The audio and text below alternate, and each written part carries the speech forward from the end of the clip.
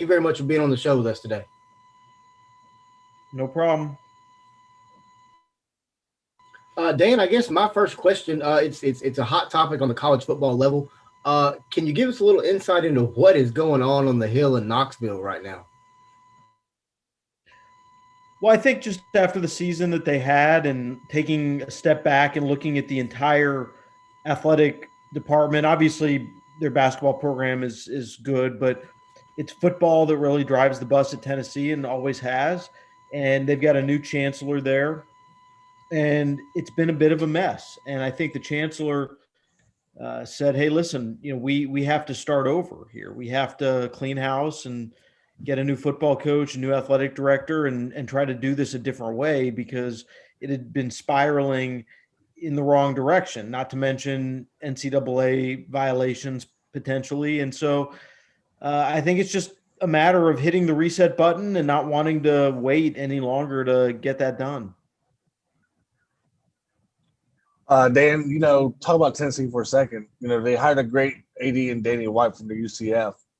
Um, can you maybe give us some insight who maybe Tennessee might be looking at as a head coach? I think it's pretty wide open. Look, Danny White is a athletic director. If you look at his track record, he does not go with the names that everyone is talking about on Twitter. He has his own list. He evaluates guys differently. He's not afraid to think outside the box. I'm sure that some of the names people are talking about, whether that's Jamie Chadwell or Tony Elliott or guys like that, I'm sure they're on some list. I'm sure they're being considered, but there's probably some guys Danny White's looking at who nobody's talking about at all. And, I do think that Tennessee, with given what they paid to get Danny White, I think there's a strong commitment there to get football right.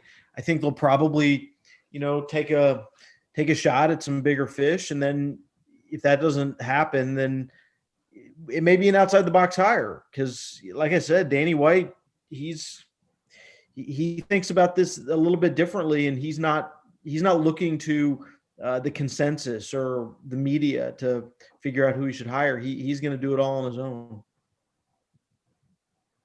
Go ahead, Raymond. Well,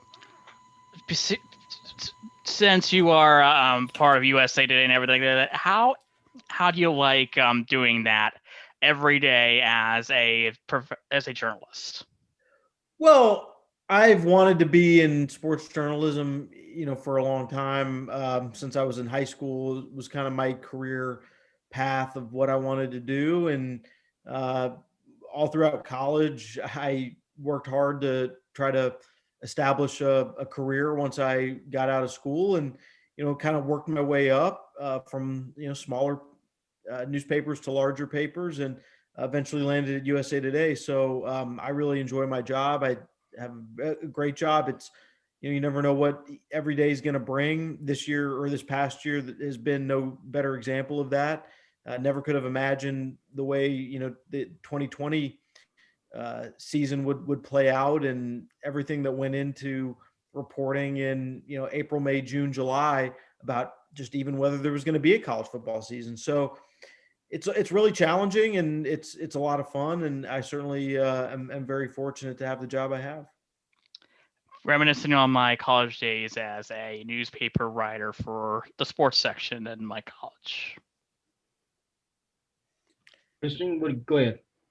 Yeah, more on the Tennessee situation. I was a little surprised when Fulmer stepped down. What are your thoughts on that? Well, I wasn't that surprised. I mean, look, Fulmer, he fits sort of this old, outdated model of what an athletic director should be. Back in the day, that was what retired coaches did, as they became the athletic director.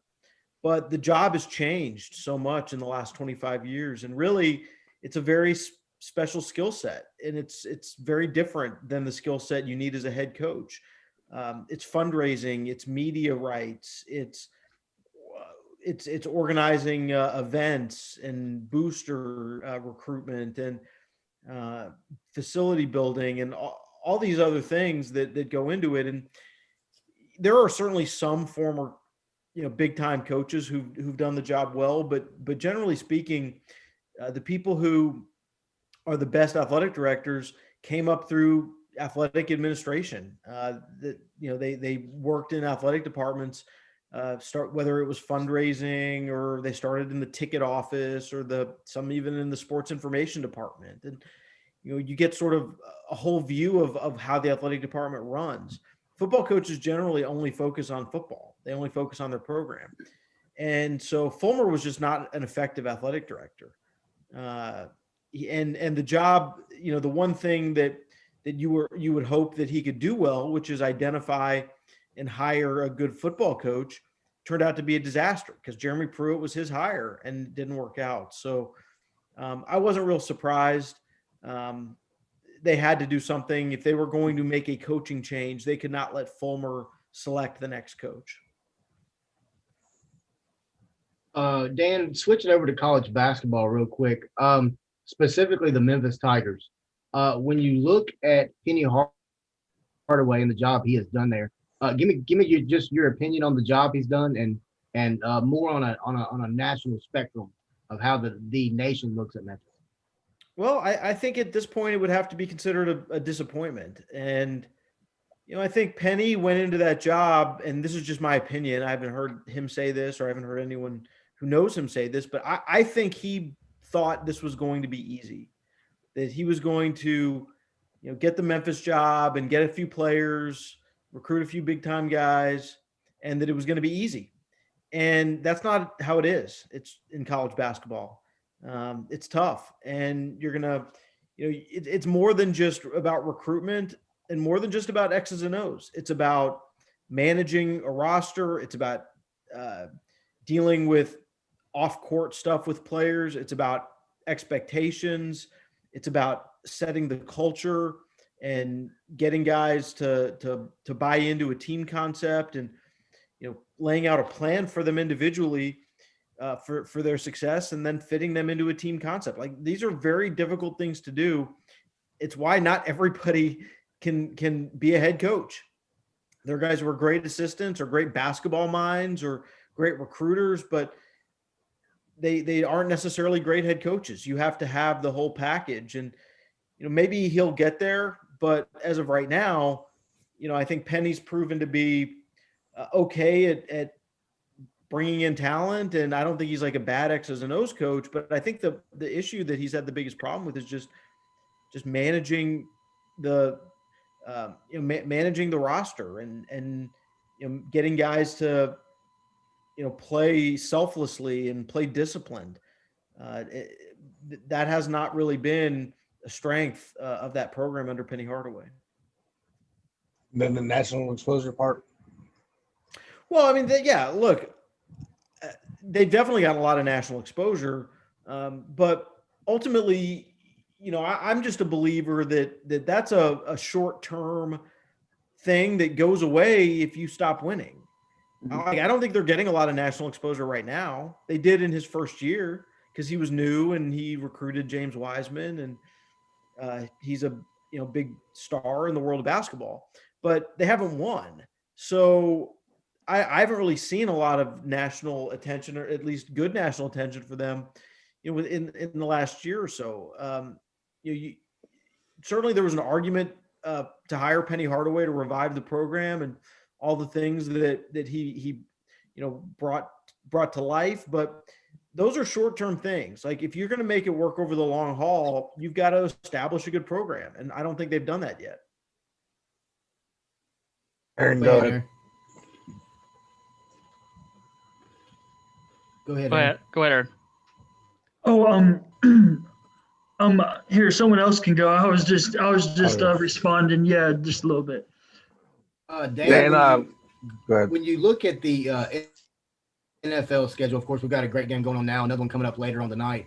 What do you think of the keys for tonight's game specifically between two great quarterbacks and Josh Allen and Patrick Mahomes?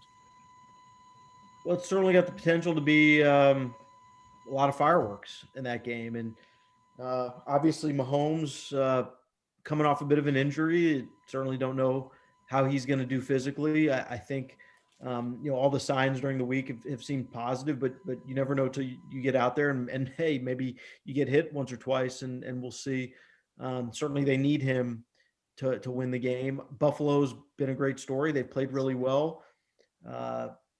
I think, they should go in this game with a lot of confidence, given as well as they've played in the playoffs. And, Allen certainly has a lot of, certainly a lot of talent, but also just a lot of moxie about him and the way he plays. So, yeah, I think it should be fun. Then, as the NFL right now, a lot of rumors are going around regarding stuff going on in the NFL right now. But can you talk about how, when Deshaun Watson does get traded, where Deshaun Watson could be a good fit for another program? And are we kind of surprised that the Kansas City offensive coordinator really hasn't got a job yet? Yeah, well, I think certainly, any team that doesn't feel like they have their quarterback long term should be looking at ways to possibly get Deshaun Watson. He's a great player.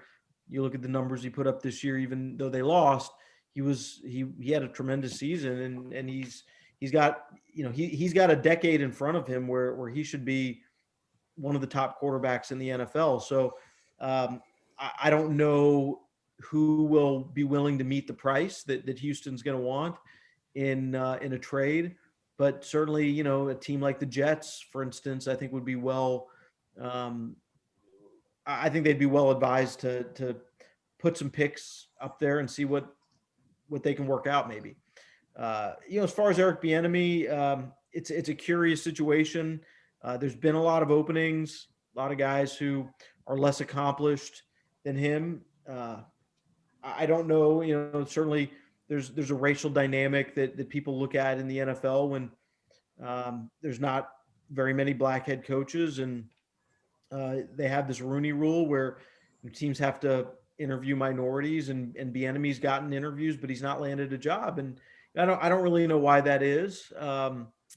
But certainly when you look at some of the hires that are made in the NFL, it does seem a little bit curious. Dan, I just want to say, from a Memphis guy that's enjoyed your articles in the past and now, appreciate everything that you've done for the city of Memphis. When you were here, living here, means a lot to me that that you came on today as well. Yeah, no, Memphis is a good town. I had some really good years there and enjoyed it. Enjoyed living there, and still have some friends there. So I don't get to go back too much. Frankly, I don't get to go anywhere these days because we're all kind of stuck at home. But yeah, no, Memphis has treated me well and really enjoyed it. It was a special and unique time, and certainly personally and professionally have a lot of great memories.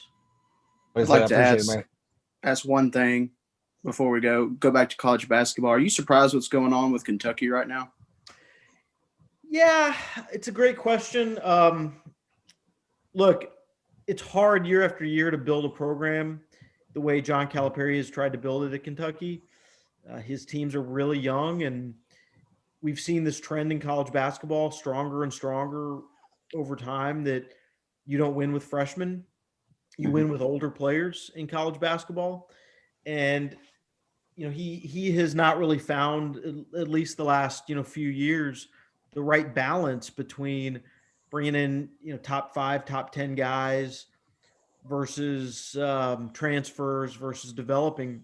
Part of the problem he's run into when you advertise yourself as the program that gets guys ready for the NBA is it's hard to convince good players who are not NBA prospects to come there and either play behind or, not play at all, because you've got to go play, you've got to play this freshman who's probably not as good or not ready to help win games, but they're supposed to be there 1 year and go to the NBA. It just makes it a tough chemistry mix. I think it's hard to convince guys, even transfers, to go there for a year or two. So I'm surprised they're this bad, but the fact is the trends of the sport are just sort of against Kentucky right now. Mm-hmm. Most definitely. All right. Dan, thank you very much for joining us. Roughly 15, 20 minutes today. It's been a great honor to have you on our show, and we appreciate it greatly. Thank you for everybody watching. YouTube, Facebook, Twitter. Instagram, 4 Star Sports Show. Please give us a follow. Thanks, guys.